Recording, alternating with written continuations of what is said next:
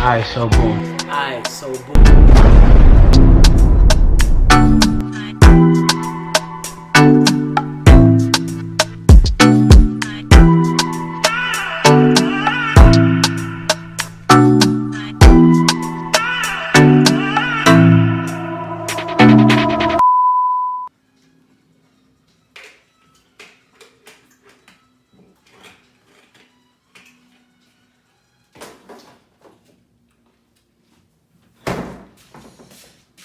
What's up, y'all? Let me see. No? As y'all know, I've never really been comfortable with myself, my body, or just revealing a lot of things about who I am as a person and how, I never used to talk, I never used to open up, and a lot of the comments, as you guys already know, I have been growing to do so, to break out of my comfort zone, break out of what I'm used to be able to, become me in a whole version. So, with that being said, I'm trying to not only reach you guys as an audience, but also break out of my shell for myself too. Because the more I'm able to open up to y'all, the more I open up to myself as a person. So I touch a couple of topics lately on, my transition and things like that, because whether or not my transition is important, my life as a person is also important. So going through life, doing regular basis things, whether it's me being into fitness or work, or me trying to grow as a person, I take major pride in doing so, and showing the people who aren't a part of my community that we're all normal and we all live a regular life, regardless of whatever that may be. So if I'm trans and I can't pay for a certain surgery, I'm sure there are people that are not in my community that can't pay for certain things that they want to get done, no matter what it is, something that brings you happiness. So we're all in the same, goal. So I made a post on Instagram regarding this, and I wanted to really, really put it out there. As a trans man, many of us go through, not just trans men, trans people, period. Trans women go through certain things, like having to fix certain things about their bodies, have to wake up every morning, having to, tuck their private parts, which a lot of people glorify.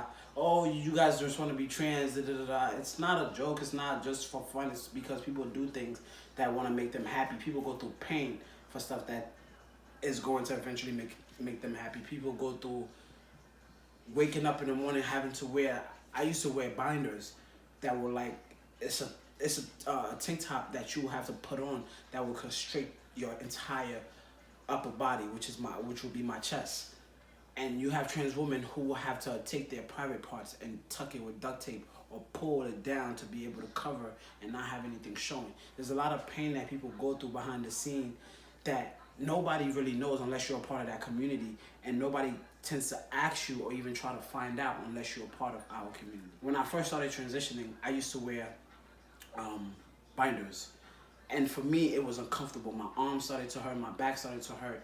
I was in pain and I couldn't do it for the first 2-3 weeks. So I started wearing 2 sports bras. And just before I started even transitioning, I was doing that, and I was like, I want to go to the gym. And when I was going to the gym, my chest would show.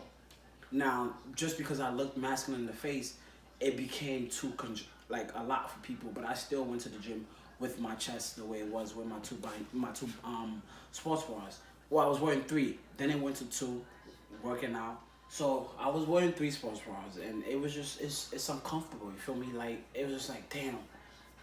But I tend to go through life with changing my life at my pace. So I used to wear sports bras, and I used to still go to the females' bathroom at the gym within 3-4 months of my transition. Because for me, it wasn't necessarily about pleasing other people or automatically like, oh, I took a shot today, I'm a man. Like, oh, this is it. I had to understand that this is a lifestyle that I'm choosing to switch up on not only my family, but my friends, people that I the gym. Like people at the gym used to see me go in the women's bathroom prior to me transitioning. So what do I look like taking a shot today and deciding, look, I'm gonna straight up go to the men's restroom. Now for anybody else that chooses to go to that path, that's up to them. But that wasn't for me. I just felt like I needed to give everybody around me the time to adjust to what I had going on in my life, because it's a rush. I can't bum, because it was a rush for me, so I can't bum rush somebody else who doesn't even know at all what it is that I'm doing with my life, which is why when people come on my page, I tend to want to educate you guys versus just being like, this is my life, you deal with it. I give you options. You can take it or you can leave it. So, that being said, I worked out with the sports bras and a compression shirt for 2 years. And as my chest started getting better, I'm gonna put a couple of like old pictures of myself from like how my chest used to look. It might not be my chest when I used to be before my transition, like my C cup. I had a C cup, like a full C cup. I might put one of my old pictures. You might be able to see it, but it's not a full picture of how my chest actually looked. But you will see pictures of me when I first started going to the gym, and little by little how my chest looks. Now today, I'm like lately, ever since I started my YouTube, you guys seen me in a t-shirt and a tank top. You will barely actually see my chest and how it looks. But today I'm gonna show you the process that I go through, what my body looks like when I put my tape on, what my body used to look like before my tape. Because like I told you, I used to wear sports bras. So I have on a t-shirt and then I have on a tank top under it, a white tank top. I never wear white tank tops by itself. And if you ever see me, I'm gonna show you guys what the process that I go through every morning. Or now, I mean, when I wear it, depending on the tank top I wear at the gym, like if I wear a very loose fit tank top, I don't have to wear no tape. I can just work out as is and sweat. And that's actually my preferred manner to actually work out, because then I don't have to think about anything or anything showing. I can just work out. When I work out my chest, I never wear tape, because if I wear tape, I'm constricted to moving a certain direction. I mean, I could still move, but it's not the same. So on days that I work out chest, I don't wear tape. But on certain days that I don't work out chest and I want to have like a certain tank top on, I wear my tape so that, you know, it doesn't show from the side, because obviously I don't have surgery and I'm white, and you guys will see why. But long story short, I'm gonna show you guys. So I have a regular long sleeve Nike top on. I'm gonna take it off. So under that I have a white tank top. I don't wear white tank tops on their own because they tend to reflect my tape, and they tend to reflect how the bottom of my chest looks. So if you look at it, you'll see this is how I look from the side. This is, you know, from the back there's nothing here because obviously I don't have no tape back there. I used to wear duct tape before I started wearing the KT tapes. My hair might look crazy. Before I started wearing the KT, I used to wear duct tapes. Duct tapes tend to show a lot, and duct tapes hurt like hell when you take them off. So like I said, this is not an easy process for anybody. This is not easy for me to show you guys. I hope YouTube doesn't block me off from showing you guys this, but if they do, y'all got to see the video and me being, you know, open. So when I take it off, this is what it looks like. And this is what I look like with my tape on. This is how it looks from the side. This is how it looks in the back. This is how my back looks. I have a tattoo that hasn't finished yet by my boy Avery. I'll finish it soon. But yeah, this is my body, and this is how it looks. Right? Now, the tape, the way it's positioned, I put it this way so that I can just work out, because all I have is just flesh right here, right? So if I take it off, I don't know if they're gonna block me, but I'm just gonna take it off for a small amount of time. I'm gonna put my shirt right back on. But when you take it off, it doesn't hurt. This is a good thing about the KT. It doesn't hurt, and it's easy to come off, and you can't, once you take it off though, you can't put it back on. The tape is not as sturdy as it used to be, which is why when it comes to swimming and things of that nature, When I sweat at the gym, it'll stay on for a tad bit, but when I start to sweat a lot, that's it. It comes right off, and then it just has to. I have to put another tape on there. So when it comes off, when I usually get home, I just take it off. It doesn't hurt, and that's that. Same thing with the other side. I just take it off, and this is how my chest will look after my tape is off. Like I said, I hope they don't block me, but yeah. There you have it. I'm not that hairy, so my nipples are hard. I gotta put my shirt back on. So that was the video on, you know, how my chest looks and everything.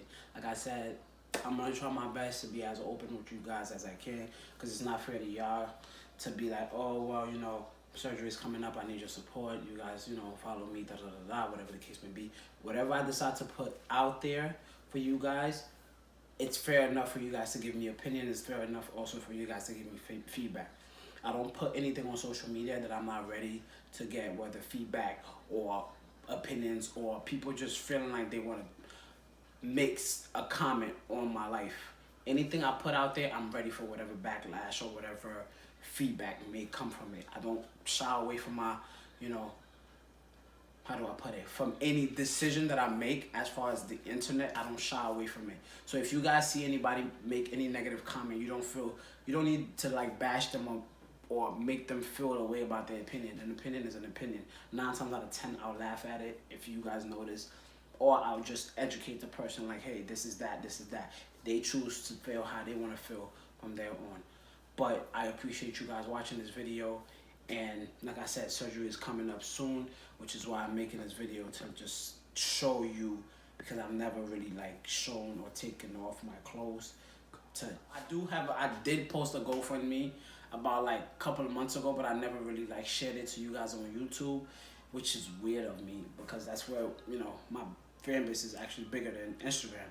But I had it on Instagram for a couple of days, months ago, and I had this one person, Marlo, who has been like donating to me every month, $100 every single month. And I finally, because I never checked it, and I finally checked it this month, and it was just like, wow, this person really has been donating to me. And I thanked him actually, and he responded back to me and was like, no, thank you for educating us, and I will be donating every month until you get your surgery. That to me blew me away, which is why no matter everything I do in my life, I try to stay as humble as possible and help others and, you know, educate others. I'm not asking for money, I'm not begging for money, but you know, if you want to help me, you can, because like I said, YouTube is a great outlet for me to, you know, make my money, but YouTube doesn't cover everything I have to do with myself and within my life, which is why I still work, which is why I have a, you know, I'm trying to make my own brand of becoming a personal trainer and work for myself in the long run, and I work for a company for the rest of my life. And my surgery alone is about $7,027. That's without the traveling fees, the compression vest, the medication, my rent being paid while I'm out of work for about a month. Just everything, all the fees and everything all together might come up to like $10,000, which I had to, you know, raise over a certain period of time, which I've been saving. But it's hard to save that kind of money while I live in New York. So, and while, you know, trying to help family back home in Africa, or just responsibilities, period, and trying to live a normal life, buy yourself clothes, travel as you please, just living a normal life and still trying to remember that you have a goal to reach.